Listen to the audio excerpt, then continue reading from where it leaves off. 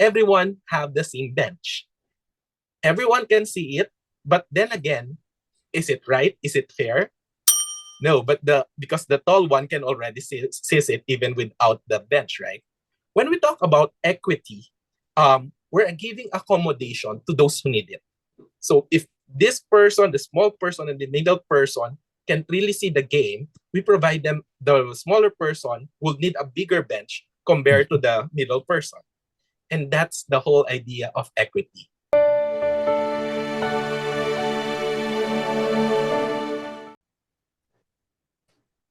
Welcome and good day. Welcome to season 16, episode 7. And today we have Rich Cruz, who will be talking about something that I think a lot of us have heard of. It's a buzzword in many cases. If you belong to a much larger corporation, you might have a better grasp of it. But if you belong to a smaller group, I'm not sure. Okay, we'll be talking about diversity, equity, and inclusion. And our guest today is Mr. Rich Cruz, who has been with IBM and Accenture. IBM, I think, for a very long time now. And much of his background is the exposure of exactly that. IBM is a multinational organization. They have several lines of businesses, which gives Rich a very wealthy and deep understanding of what DEI really means. So let's welcome Rich. Rich. Hi, Paul. Thank you. So, hi, everyone. My name is Rich. My pronoun is he, him, his. Been with IBM for 12 years and Accenture for 5 years. And currently, I'm a DEI consultant, been involved in a lot of talks and consulting regarding diversity, equity, and inclusion. So, my career started 17 years ago in Accenture as talent acquisition practitioner. Then I also take on some capability development role, training administration role in Accenture before I move on to IBM as a talent acquisition professional as well. So been exposed to a lot of talent acquisition role for the 12 years stint in IBM. And after that, I moved to HR. That was 7 years ago. And then I handled HR operation. I lead the HR operation for quite a while before I take on the talent engagement role for the whole of the Philippines. Then suddenly this role come in, diversity and inclusion for the whole of ASEAN and Korea.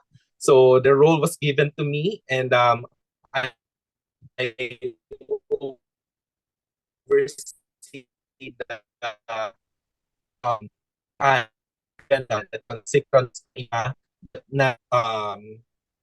Philippines, Thailand, and Singapore. Then just recently, 3 years ago, Korea was added to the group. So yeah, that's the whole DEI exposure that I have. And then December 2023, just recently, I left IBM, and now I'm an independent consultant doing DEI work. Right. Well, that's really, really very. It's very diverse. And I'll get back to it definitely because much of your DEI exposure, if you want to say, is mostly here in Asia. Okay, yes, and that's right. I think there's a big difference between what's happening in Europe and the Americas and in Asia. But why don't we do this first? Let's get a baseline understanding of what DEI really means. Maybe you can start with a brief history about DEI and the definition and some examples. All right. I'll start off with a brief history about DEI. So I think it started around 1960s. So 1964, if I'm not mistaken, when the Civil Rights Act of the United States was established. The act states that it prohibits company to discriminate based on color, race, gender, national origin. And that's the start, I think, of diversity, the whole diversity and inclusion thing. For some, there are early starter companies who have been doing DEI prior to the Civil Rights Act. IBM has been one of it. So they have a lot of policy already in place before the actual Civil Rights Act. But globally, this is where we can see the origin of diversity and inclusion. So yeah, as time progressed, diversity and inclusion also evolved. So from diversity and inclusion, it's now being called as diversity, equity, and inclusion. And then for some, they called it diversity, equity, inclusion, and belonging. So the term also progressed or changed as the society also change, right? Okay. So let's talk about definition. There are three things that we are talking about here when we speak DEI. So diversity is one, equity and inclusion. So diversity is actually the mix. So I'll give a specific example here. So let's say we put the people together in a room. That is diversity. There's already different in identity of people inside the room. So that's how we define diversity. Inclusion, on the other hand, is making all of these people work together. So working together depending on their strengths and weaknesses. So how each of individual in the room will work together. That is inclusion, making all individual in the room work together. And then when we talk about equity, actually there are two more things here. So sometimes this goes interchangeably. People use this interchangeably, equality and equity. Right? So have you heard of it? Equality and equity. They use it in interchangeably, but actually these are two different things. Yeah. So when we say equality, we're giving the same thing to everyone. When we say equity, we're actually giving accommodation to those who need it. Right? So how does it affect to those person in the room that I mentioned, the diversity and inclusion definition? So when equity comes in, we are providing accommodation to those people who need it in the room so they can function well. Okay? I'll give a more concrete example. Say, for instance, there are three people watching a baseball game, a close baseball game. And in a close baseball game, say these three people or these three person have different height. The first one is so tall that he can see the baseball game regardless if there's a fence or not. The second one is not that tall, but he can only see a small portion of the game, given that there's a fence. There's a fence that covers the baseball game. And then the other one is so small that he can see the actual game. So when we talk about equality and equity, as mentioned a while ago, when we say equality, we're giving the same things to everyone. Say, for instance, we use equality as an example. We provide bench to the three person. So the tall one will have a bench the same size with the middle person and the same size with the small person. Everyone have the same bench. Everyone can see it, but then again, is it right? Is it fair? No, but because the tall one can already see it even without the bench, right? When we talk about equity, we're giving accommodation to those who need it. So if this person, the small person and the middle person can really see the game, we provide them, the smaller person will need a bigger bench compared to the middle person. And that's the whole idea of equity. So diversity is the mix, inclusion is making the mix work, and equity is actually providing support to those who need it or accommodation to those who need it. So yeah, that's, I think, the whole idea of DEI. Oh, okay. Maybe even I'm having some misconceptions because of at least the way I understood DEI, and my favorite, how would I say, analogy was if you go to a fruit stall and you see many fruits, that's diversity. That's But right. if you make a fruit salad, that's inclusion. Yes, that's okay, right. so they all come together. And the example you used, I really like. The one question that I do have is the example you use is a very, let's say it's a physical issue, for example. So if let's say I'm blind, you give me a braille equipment. Yeah. Well, that's perfect. That I understand. Or let's say if I'm for some reason I'm not very mobile, okay, you make sure that I have ramps for my wheelchair and all of that. That's great. But how about the other issues, like, for example, gender, race? And I'm talking about gender in terms of association with which sex. Okay, I'm not talking about sex, because sex I understand is what you're born with. Gender is what you assimilate with. Different. Okay, Right. so when I say gender, I said, how about gender? And based on your experience here in Asia, I'm sure even here in the Philippines, there were cases where there are very gender specific roles, or maybe there was a bias against the different genders. If you look at the LGBTQ community, I know of one company. It's a big company that it's only recently that they kind of loosened up. Okay, they're a private company, but they're big, and it's only recently that they just loosened up, and because they're very traditional. But given that, how do you account for things like that other than the height difference that you explained?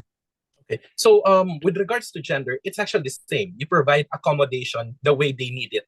So some companies, I'll dive in to to some examples, actual example that company do to support gender. So for women, say for instance, some company would have a nursing room because women will need this, right? It's an accommodation for them. For some company, LGBTQ plus, other company would have a healthcare benefits for the partner of LGBTQ. Like in IBM, one great example there is we have this gender healthcare program or LGBTQ gender program wherein you can declare your partner as your husband or wife. So they'll get the same benefits as a husband or wife of that heterosexual relationship or heterosexual partner.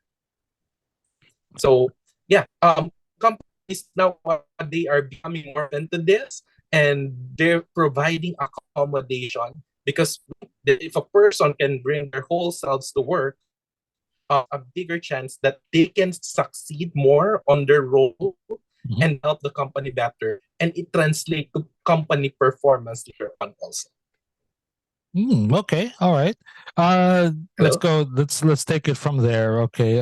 In terms of the organizations, individually, I explained to you. Maybe I was confused myself, but when it comes to the organizations, uh, how many organizations have you worked with that And this doesn't happen only with DEI. I'm on the training end, and it happens a lot on the training end, and even for HR functions. It's more like they just threw money at the problem. Okay. Without the real intent. Okay. I'm sure you know what I mean. Okay. Have companies done that with DEI? They said, "Oh, look, it's the latest buzzword. I better make sure I have a DII certificate on my descriptor also." Has that happened, or is it happening, or? Yeah, actually, these are some common misconception also about DEI that sometimes they just doing it because they need to do it. They're fulfilling quotas because of this. So, Right. but DEI is actually more than that. Doing this DEI effort are actually the right thing to do. And we're doing this, or company should be doing this because it's the right thing to do, not just because there's a quota that we need to meet. Yeah, that sounds familiar. Okay, in fact, I was even looking at IBM, and when you said that they started way back in the '60s, I think it was. I was surprised because I think in the '60s, IBM was still an Italian mafia, the board, because they're all Italians, and they're all men too. You know what I mean? So, It's a man's world initially because it's an IT company, yeah. But more than that, they recognize actually the need to have diversity and inclusion in the company. Okay, that's nice. That's very nice. Again, let's continue down the idea with the organization. Generally speaking, yes, IBM is a great example to share, but generally speaking, in your, how do you feel? Are the DEI initiatives working? Are they just being, like we discussed earlier, just money is being thrown at the problem? How's it working out for DEI, the DEI sphere, if you want to say? Okay, so based on experience from other companies that I work with also and talk about diversity and inclusion, some each company will have their own journey, right? So they might not have the same outcome later on, but the journey is there. They already starting it. So there are still a lot of companies, particularly small and medium enterprises, who doesn't have DE or not is not doing any DEI practice. They They sometimes do it on a one-time event. Let's say, for instance, if there's a Pride Month, we just join the Pride Month and then that's it. But understanding the whole spectrum of diversity and inclusion, I think that is what is missing. And that is where DEI consultant, education, and DE&I talk should come in. So more on awareness and making companies understand why is it needed to have diversity and inclusion in the workplace than just doing certain initiatives to say that you're doing diversity and inclusion.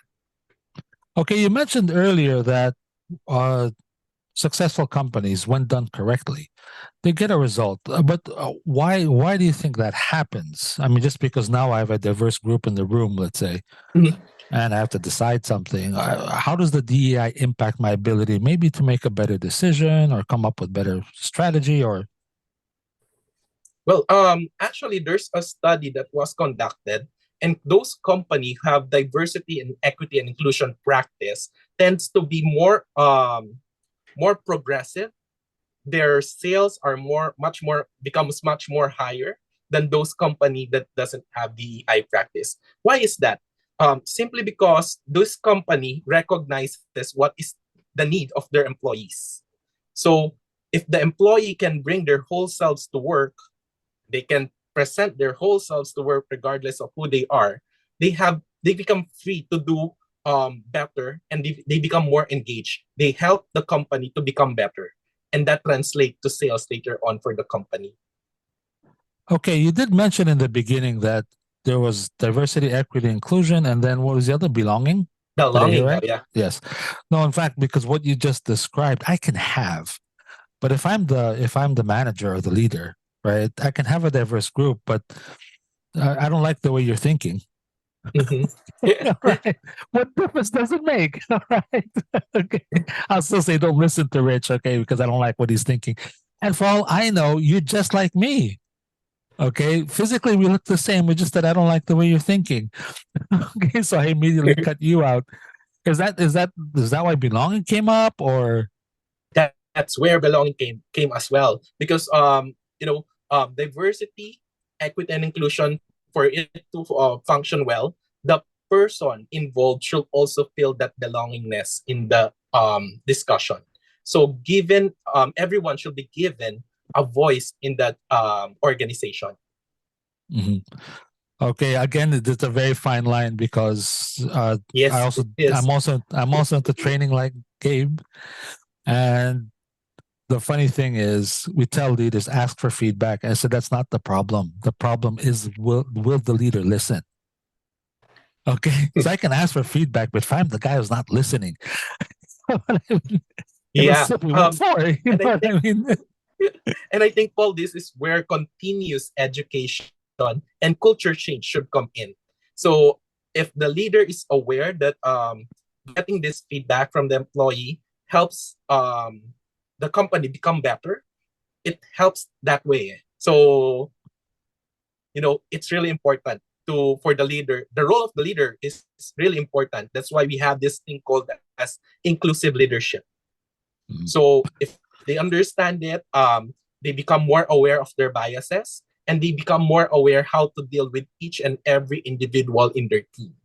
Right, right.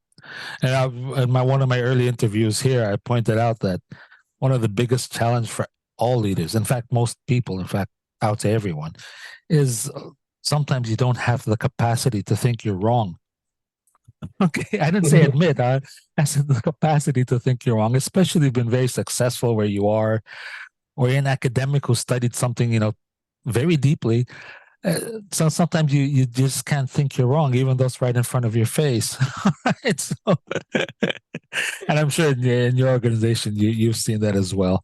There are actually there's still leaders that are like that, but then again, we need to re-educate and educate these people that this is the way to do it. All right. Right. And I think So, what is also important, probably one reason why they don't recognize that is they also don't recognize their privilege. So oh, sometimes a leader sees or don't really recognize these privileges, and they tend to use those privileges to discriminate or do microaggression and even harassment to their direct report. So if Right. we recognize our privileges and use it properly to support the member of the underrepresented minorities, this is what we call as allyship now. So they become Mm, an ally. So using right. your privilege to support the underrepresented minorities, that's allyship. It's fascinating because I've never really tackled DEI per se. When I read up on it, I just thought, yeah, it does make sense that if I'm in a room full of people, it's a good idea to have different points of view, and that made sense. But I never looked at DEI as also, supporting people and bringing them to allow them to bring the best of themselves to work every day. I never really looked at it that way. So that's actually new to me. Let's go back to the beginning where you talked about your background with the cultures. First, here in Asia, you said you've been all over the place. What are some of the striking differences that you see between our culture and, let's say, the Korean culture when it comes to Yeah, DEI? good question. Because Asia is very unique. I mean, it comprises of a lot of countries, but though there are differences on each of these countries, there are also similarities as well. So let's say, for instance, LGBTQ plus programs in Asia Pacific or in ASEAN region. So there are countries in Asia that doesn't recognize or fully recognize LGBTQ, right? Mm.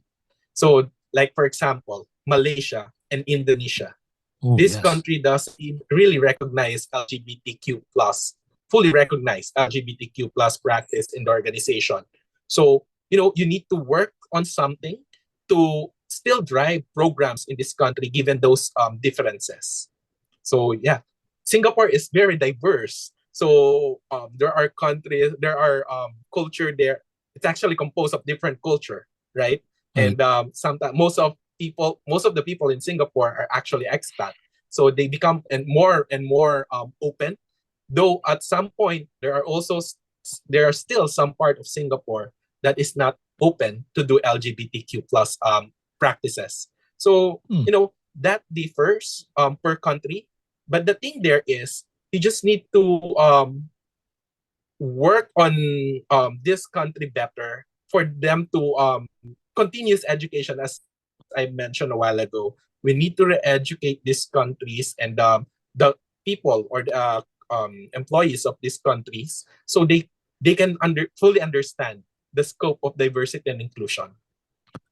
Tell me more about re-educating because it can be difficult. And based on that, what It are some of the is. biggest some of the biggest challenges you run into other than meeting, old hard-headed men like me? What, Don't worry about what, that. what other difficulties or hurdles do you usually face when you run into these when you have to, share the message, but it seems that they're just not listening or they don't get it or it's not in them. Mhm. So let's say for instance, going back to the LGBTQ plus practice, again, there are some countries or who doesn't recognize it, right? So what can we do to make them recognize it? When we do re-education, we make sure that we package it as a whole rather than just focusing on LGBTQ plus. So that's how I actually do it for this country. So I package it as let's say a DEI topic, but of course will still be topping some details on LGBTQ since we're talking about diversity and inclusion, right? So yeah, package it's more on packaging and right selling, if I may say. Uh, if you don't mind, how would you say? Give me an example of ride sharing. I can understand packaging, okay, but when you say right selling, let's say you're trying to sell it to me, okay, so Mhm. you've done a beautiful package and all, and let's say I'm a typical, you know, yeah, I like to nod my head and say yes, but I'm not believing it. Okay, all right. How would you sell it to me? sometimes it works to share the authenticity of the discussion. So let's say, for instance, authentic story really helps a lot. So when I do some talks in these countries, I will usually share stories talking about the actual lives and actual practices that happens and actual discrimination that were experienced by the Mhm. community. And from there, they understand, and it starts with empathy. When they start to build that empathy, oh, that happened to the community, then from there, okay, let's try to, it's an opening of their allyship arm. So I Right. think that's how we do it. So we open that allyship arm through educating them on this concept and through the stories that are available in the market. No, okay, that's a good point. I like the way you use stories, because stories are really very, very powerful, especially if you can how would you say, enable an emotion in the person, or the right Yeah. emotion, that can get them to do the right things. But it is really quite difficult to actually make it happen, Mhm. especially if the guy, you know Yeah. his Actually, it's not privileges are all there. it's not a one-time shoot that you do this and everything will change. It's a Yeah, process. yeah. So bits and pieces, do it bits and pieces, and then later on, these bits and pieces will actually create some change in the environment. In the environment, right? And well, let's fast forward to making it a little more progressive. Okay, technology has come along, and let's just take a look at social media, for example, because I personally think that social media is not DEI. Uh, uh, and let's say I'm the typical employee. I'm DEI in the office, but then I go home, I spend another 8 hours on TikTok, or 8 hours TikTok and Facebook. Okay, which isn't, for me, it isn't really a very DEI place. Yeah. Okay, Okay. how do you So account for that? there's actually a thin line there that will either help progress DEI or promote diversity and inclusion. And there's also a thin line that would actually discriminate and do microaggressions to other. So in the TikTok world right now, that where you see bits and pieces of videos, right? So representation is one. Let's say, for instance, for the community, LGBTQ plus community, they get to be more represented in the community through this social media platform. So years ago, when we talk about LGBTQ, it's somehow a taboo for many, right? But now people tend to be more accepting of the fact or thought that LGBTQ really exists. And we want, I would say that social media play a big factor in on this, because information are available everywhere. On the other hand, social media can also be used to discriminate others. You will see, there's no censorship anymore in the TikTok or in Facebook, right? Where you can post anything that you want. Let's say those prank and other videos there that make fun of others. Mhm. Somehow, people think that this is normal. We can do this, but it's actually a form of discrimination already. It's a form of microaggression already. Right. So there's a thin line there, and I think this is programs like this play a big role in educating people that we should be doing the right thing. We should understand people better through diversity, equity, and inclusion. The for me, the reason why I think social media is not really a DEI place is it's a place where people who think alike gather. You know what I mean? If I'm a guy, let's say I'm a boomer and I hate Gen Zs, I'll form a little group and they're all just boomers who hate Gen Zs. That's not going to help my thinking. Right? It can be reversed. Gen Z doesn't like boomers. They all get together and say funny things about boomers. But in those groups, you don't see Gen Z and then people my age, or the other way around. So for me, if you look at the groups themselves, they're not really diverse. They're just people who like to think together. They're all together. And unfortunately, social media for me is not a platform for communication. it's it's a platform for expression and attention. Not you don't communicate there. It's not a good place. All right.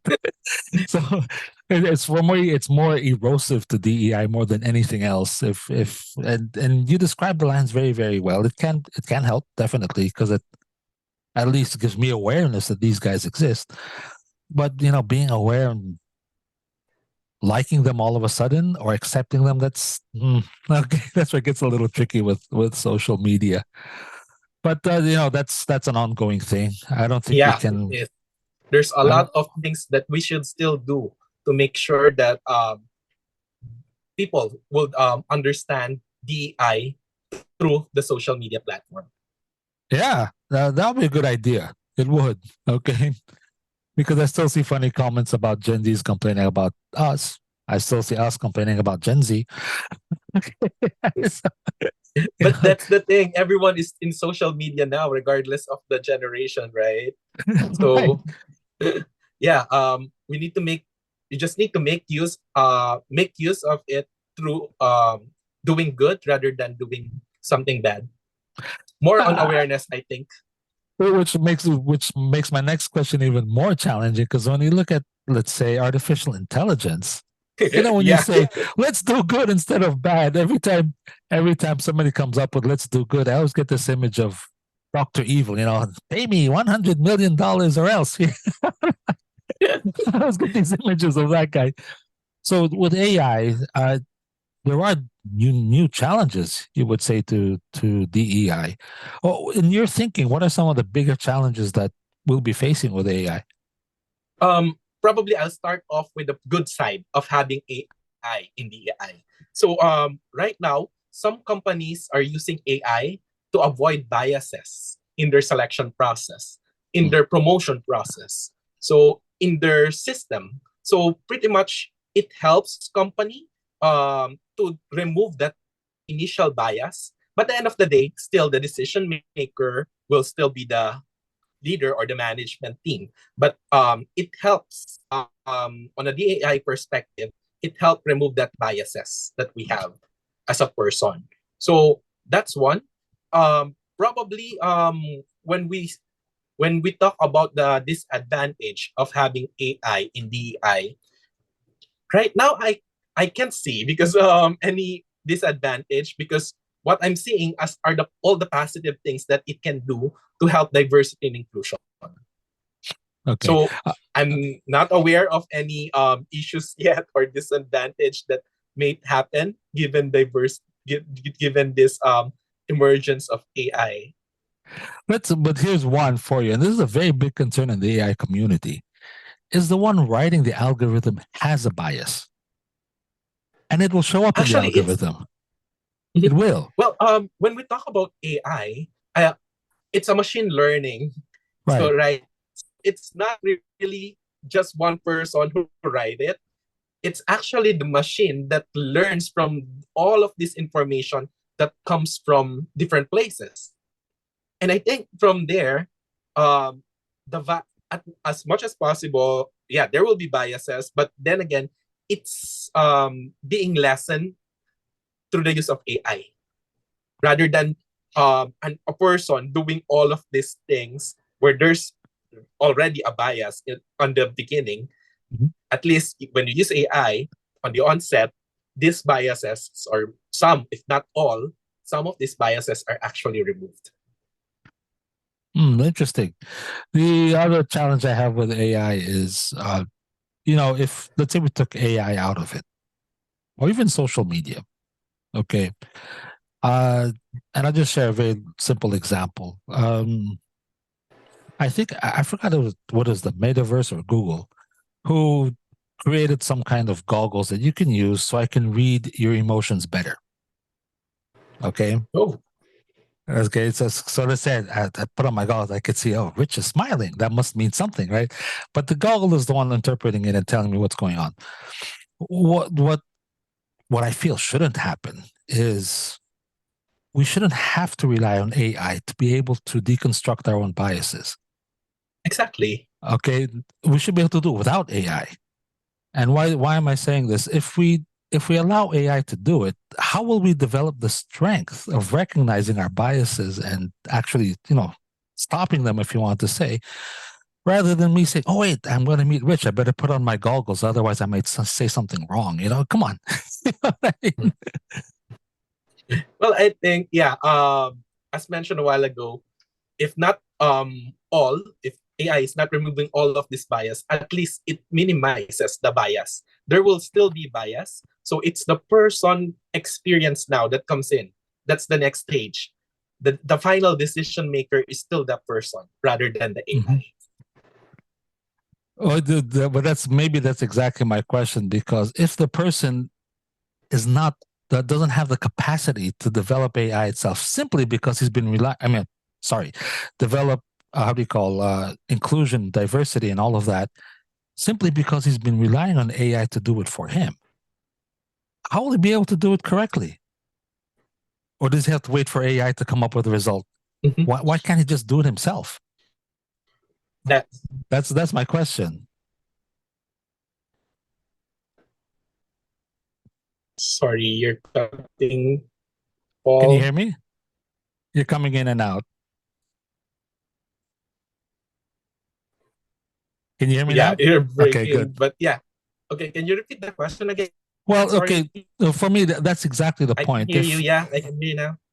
We allow AI to maybe do some of the heavy lifting, if you want to say, they do a lot of the processes, but yet we're the ones to decide. Now, if I haven't had the practice of doing that heavy lifting, my capacity to let go of my biases is actually weaker, not stronger, because I've never practiced. Okay. So if I keep on relying on AI to get rid of my biases, and then now I have to make a decision, how will I be able to recognize my biases if I've been allowing AI to do it for me? Do you see my question? Okay. Well, I think this is where education again will come in. So pretty much people need to understand their own biases. So, and we can only do this through experience. So once you experience and understand your biases, that's where we can remove, and once we become aware of these biases, we can try to remove it as much as possible. Right. And that is a challenge. Okay. That's because the diversity and inclusion is not a straightforward line. It's not a straightforward journey. Definitely there will be a lot of challenges when you started to do DEI in the company. But the good thing about it, you already started. So it's easier for you to navigate and learn from those mistakes later on. Right. And you know what? Even those big companies out there, they also experience some mistakes as they do their DEI practice. I'm sure they will. As you said, it's a unique journey per organization, because they all have their strengths and weaknesses and all of that. And I mean, even just a cultural shift is already difficult for most people and most organizations. I mean, just coming here to the Philippines compared to, let's say, Europe or America, my goodness. Okay. All right. It can be very, very challenging in itself. And yes, the one thing that really made me laugh when it came to bias is the first word I ran into. Bias, I understand. But the first word that I ran into when it comes to, let's say, leadership and all this, they said an unconscious bias. And I said, it's already unconscious. How the hell are you supposed to know it? Just the term says you don't know it. Okay. So, and you probably can't even recognize it, which is the first step of all biases, right? So, well, I'm sure with your experience, you've seen practically everything we've discussed. Okay. Happening in front of us. But Rich. Yes, it is. But in your experience, especially with AI around and everything and all the new technology coming in, what are maybe some last words that you might want to say in terms of some tips or some things that we should be able to do at least individually to encourage DEI and what the other word? The other word was belonging. Equity and inclusion. Yeah. Belonging in our organizations. Let's give you a simple example. There's so many companies that I've joined that when I join, I can already see the cliques in the room. Okay, and sometimes the group that I belong to is very welcoming. Sometimes they're not. Mm-hmm. Okay. Even that simple thing there like that. And this isn't a DEI issue. It's just maybe because I speak English and they don't. So whatever the situation it is. But, for situations like that, maybe what are some simple tips or things that organizations or individuals can do? Mm-hmm. So first off, I think understand that each company would have a different journey when we talk about DEI. So that's the first Mm-hmm. one. Second, invest more on your employee resource group or business resource group. These are volunteer-led Mm-hmm. group that will really help drive your DEI in your organization. They can be part of the underrepresented minorities, or they can be part of the allies. Then third, so we also make sure that all our processes are inclusive. So let's not limit those inclusivity or doing inclusion DEI in people. When I do some talks, actually, I focus on four areas.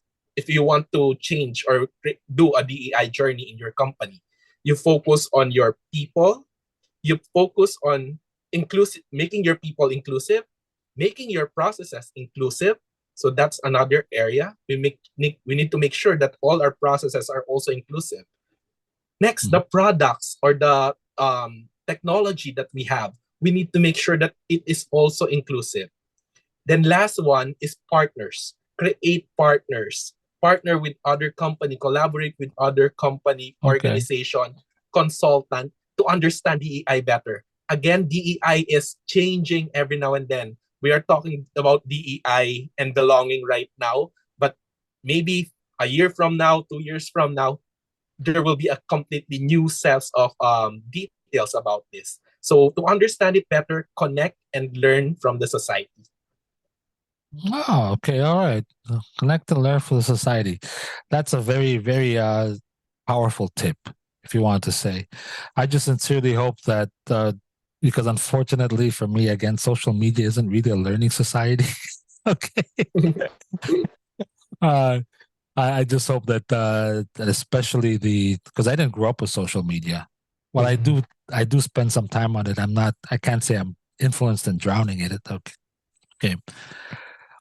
So especially for the younger generation that's more hooked on social media than I am, it's a really very strong influence on you, and I hope that you're aware of it at the very least. And as you said, the landscape's always changing. I mean, I'm sure the remote work impacted your DEI efforts because Yes. it might have had to change a Shift. lot of things. Okay. Mhm. Even today, that's still an unsettled issue for some organizations. Okay. Then we have the advent of AI that's going to do a lot of change to the job landscape in general. And these are all things that will impact not just DEI, but most everything else as well. And DEI has to keep up. And as you said, learn from the society around you. Okay. But otherwise, before we end, is there anything that maybe you'd like to invite our viewers to Mhm. join? Will you be doing other talks, or maybe you've come up with some webinar or something? Okay. So they can just follow me on my LinkedIn account. So Mhm. they can search Rich Cruz. And if they need consultant to drive or do some DEI work for them or do some DEI talk for them, they can reach out to me via LinkedIn. All right. Okay. Thank you so much. And to our viewers, if you enjoyed what you saw today, please hit the follow, subscribe, and like links at the bottom. And for our season 8, we'll have Miss Leah Marie Ayeng, who will be talking about sustainability marketing, another very contemporary topic, if you want to say. And for all of us here, as always, learning is a never ending journey with limitless vistas.